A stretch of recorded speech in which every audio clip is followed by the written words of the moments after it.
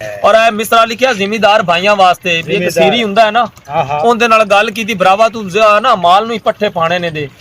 ਉਹਨੇ ਗੱਲ ਟੁੱਕੀ ਗਈ ਜੀ ਮੁਸਲਮਾਨ ਦਾ ਇਹ ਦੁੰਦਾ ਪੱਕੀ ਗੱਲ ਹੋ ਗਈ ਜੀ ਮਾਲ ਨੂੰ ਪੱਠੇ ਪਾਣੇ ਨੇ जिले गरीब बनना नहीं करना खाला बनना नहीं कि जिले गरीब ते को लाख रुपया कर्जा हो गया हुन भाऊ तू खाद भी सटनी है खाद भी हुन तू नाले भी खटने ने जिले चंगी तरह काबू आ गया शिकंजे विच आ गया ओले सारे काम उनदे कोल ले ए सुनया जांदा पे तो हां जी ए ओना वास्ते मिसरा लिखया है कि कोई पिया पावे पट्ठे डंगर चारदा है